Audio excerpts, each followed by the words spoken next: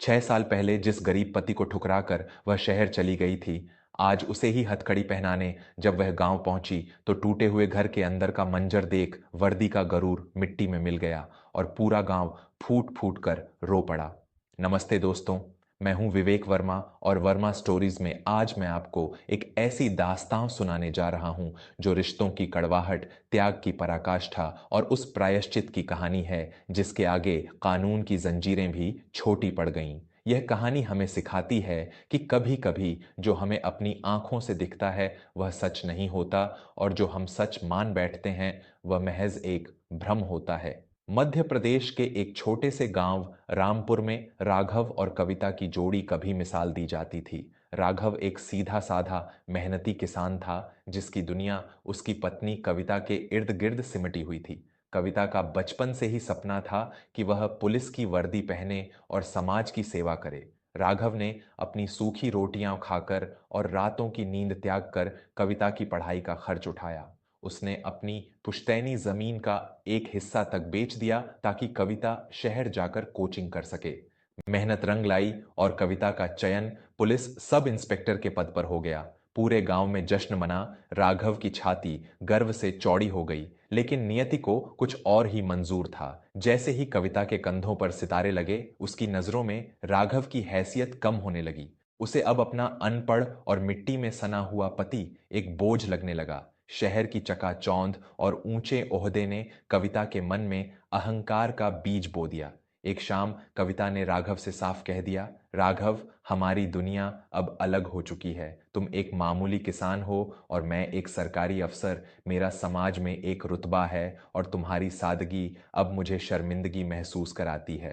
बेहतर होगा कि हम अलग हो जाएं। राघव के पैरों तले जमीन खिसक गई। उसने गिड़गिड़ाते हुए कहा, कविता, मैंने तो सिर्फ तुम्हारी खुशी के लिए सब कुछ दांव पर लगाया था। क्या मेरा प्यार अब तुम्हारी तरक्की के बीच आ रहा है? लेकिन कविता का फैसला अटल था। 6 साल पहले उसने तलाक के कागजात पर हस्ताक्षर किए और राघव को उसके हाल पर छोड़कर शहर चली गई। राघव टूट गया, लेकिन उसने कविता से कोई शिकायत नहीं की। उसने चुपचाप अपनी किस्मत को स्वीकार कर लिया। 6 साल बीत गए। कविता अब एक सख्त और निडर इंस्पेक्टर बन चुकी थी। एक दिन उसे मुख्यालय से आदेश मिला कि रामपुर गांव में एक बड़ा अपराधी छिपा हुआ है जिस पर मंदिर के गहने चोरी करने और सरकारी संपत्ति को नुकसान पहुंचाने का गंभीर आरोप है। जब कविता ने फाइल खोली तो आरोपी का नाम देखकर उसकी आंखें फैल गईं। वह नाम राघव था। कविता के मन में नफरत की आग फिर से भड़क उठी। उसने सोचा, मुझे पता था कि वह नीच इंसान कभी नहीं सुधरेगा। आज मैं खुद उसे सलाखों के पीछे डालूंगी और दिखा दूंगी कि कानून के हाथ कितने लंबे होते हैं। भारी पुलिस बल और जीप की गूंजती सायरन के साथ कविता 6 साल बाद अपने पुराने गांव पहुंची। गांव के लोग पुलिस की गाड़ियों को देखकर सहम गए। कविता सीधे राघव की उसी पुरानी झोपड़ी के सामने रुकी जहां कभी उसने अपनी गृहस्थी बसाई थी। झोपड़ी अब और भी जर्जर हो चुकी थी। कविता हाथ में हथकड़ी लेकर जीप से उतरी और जोर से चिल्लाई, राघव, बाहर निकलो। आज तुम्हारी चोरी और मक्कारी का अंत होने वाला है। तुमने सोचा था कि तुम गांव वालों की नजरों में शरीफ बनकर बच जाओगे। तभी गांव के सरपंच और कई लोग दौड़ते हुए आए। सरपंच ने हाथ जोड़कर कहा, बिटिया, तुम ये क्या कर रही हो? राघव जैसा नेक इंसान इस गांव में दूसरा नहीं है। तुम उसे गिरफ्तार नहीं कर सकती। कविता ने गुस्से में सरपंच को झिड़क दिया, सरपंच जी, कानून की राह में मत आइए। मेरे पास वारंट है। इसने मंदिर की तिजोरी तोड़ी है और शहर के एक अमीर व्यापारी के पैसे हड़पे हैं। तभी झोपड़ी का दरवाजा धीरे से खुला। राघव बाहर आया। उसकी हालत देखकर कविता एक पल के लिए ठिठक गई। राघव की उम्र 30 साल की थी, लेकिन वह 50 का बूढ़ा लग रहा था। उसके बाल सफेद हो चुके थे, कपड़े फटे हुए थे और उसकी आंखों में एक अजीब सी खामोशी थी। राघव ने शांत स्वर में कहा, आइए इंस्पेक्टर साहिबा, आपका ही इंतजार था।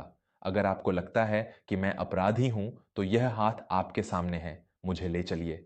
कविता ने बिना सोचे समझे राघव की कलाई पर हथकड़ी कस दी। गांव वाले शोर मचाने लगे, लेकिन राघव ने उन्हें इशारा करके चुप करा दिया। कविता उसे घसीटते हुए जीप की तरफ ले जाने लगी। तभी झोपड़ी के अंदर से एक कमजोर और कांपती हुई आवाज आई, बेटा राघव, क्या मेरी दवा का समय हो गया? वह आवाज सुनकर कविता के कदम जम गए। वह आवाज उसे बहुत जानी पहचानी लगी। उसने मुड़कर झोपड़ी के अंदर देखा। वहां एक टूटी हुई खाट पर एक बूढ़ा व्यक्ति लेटा हुआ था। कविता की आंखें फटी की फटी रह गईं।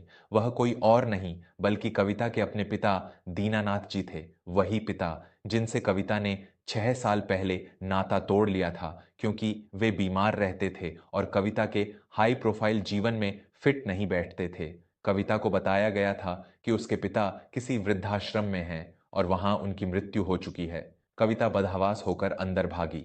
बापू, आप यहां? आप तो मर चुके थे।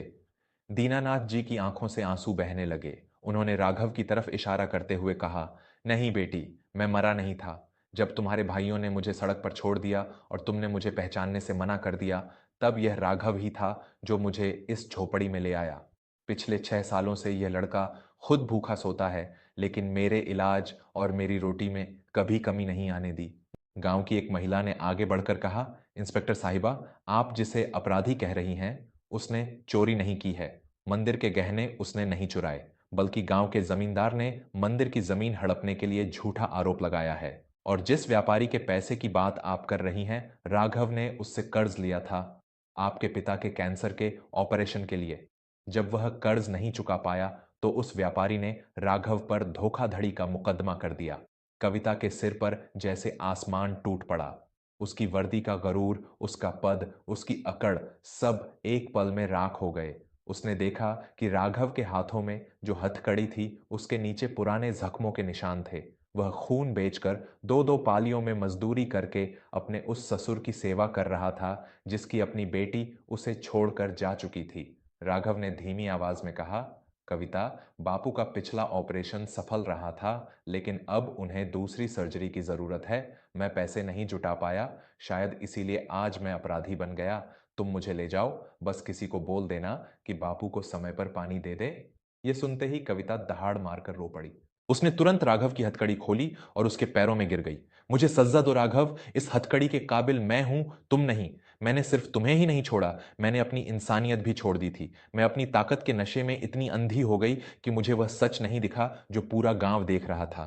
पूरा गांव इस नजारे को देखकर अपनी आंखों के आंसू नहीं रोक पा रहा था। जो पत्नी सजा देने आई थी, वह आज खुद पश्चाताप की आग में जल रही थी। कविता ने उसी वक्त अपने पद का उपयोग करते हुए असली अपराधी यानी उस भ्रष्ट जमींदार की जांच शुरू करवाई।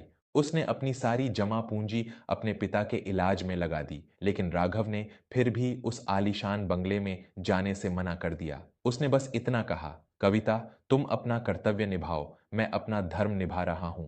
रिश्तों में जब एक बार दरार आ जाए तो वह जुड़ तो सकते हैं, लेकिन निशान रह जाते हैं। तुम जाओ, बापू की सेवा अब मैं ही करूंगा, क्योंकि तुमने उन्हें एक बार छोड़ा था। मैं उन्हें दोबारा अनाथ नहीं देख सकता। कविता को अपनी गलती का एहसास तो हुआ, लेकिन उसने राघव जैसा हीरा खो दिया था। वह हर हफ्ते गांव आती, राघव की मदद करने की कोशिश करती, लेकिन राघव ने कभी उससे एक पैसा नहीं लिया। वह आज भी उसी स्वाभिमान के साथ मिट्टी में हल चलाता है और अपने बूढ़े ससुर की सेवा करता है। दोस्तों, इंसान की असली पहचान उसकी वर्दी या उसके पद से नहीं, बल्कि उसके चरित्र से होती है। राघव गरीब था, लेकिन उसका दिल इतना बड़ा था कि उसने उस औरत के पिता को पाल लिया जिसने उसे ठोकर मारी थी। वहीं कविता शिक्षित और शक्तिशाली होकर भी मन से गरीब निकली। जिंदगी में कभी भी उस इंसान का हाथ मत छोड़ना जिसने आपको तब सहारा दिया था जब आपके पास कुछ नहीं था, क्योंकि वक्त तो बदल जाता है, लेकिन कुछ घाव कभी नहीं भरते। अगर आपको राघव के त्याग और कविता के इस प्रायश्चित की कहानी ने झकझोर दिया हो, तो इसे अपने करीबियों के साथ साझा करना न भूलें। वर्मा स्टोरीज पर ऐसी ही भावनात्मक कहानियों के लिए हमारे साथ बने रहे। मैं विवेक वर्मा जल्द ही मिलूंगा एक नई कहानी के साथ। याद रखिएगा, कर्म ही लौट कर वापस आते हैं। अपना ख्याल रखें। धन्यवाद।